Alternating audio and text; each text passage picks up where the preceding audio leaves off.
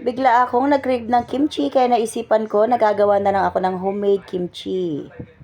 Dahil kung bibili tayo sa labas, ang mahal-mahal, tas konti lang. At saka mas maganda kung tayo na lang ang gagawa. Kasi nga po, mas makakain natin mas marami. At siguradong malinis. At wanto sawa tayong kakain ng kimchi.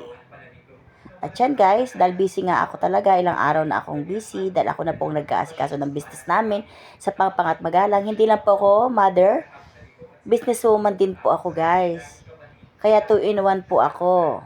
Kaya sobrang busy nga po talaga ng mami. Hindi lang po ako nasa bahay lang.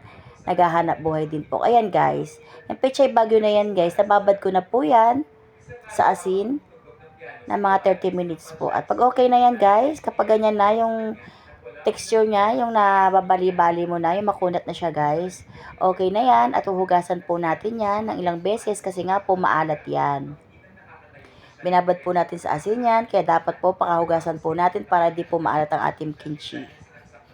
Ganyan po kalalaking hiwa ang aking ginawa para madali lang po natin siyang makain. At yan guys, nagtunaw po ako dyan ng harina at aking pong niluto. At yan po yung ating ipagpapalapot, gagawing sauce ating kimchi. At yan guys, dahil sira nga po yung blender namin dito, nabasag. Kaya po kinadkad na lang po namin ang aming luya, carrot, at radish.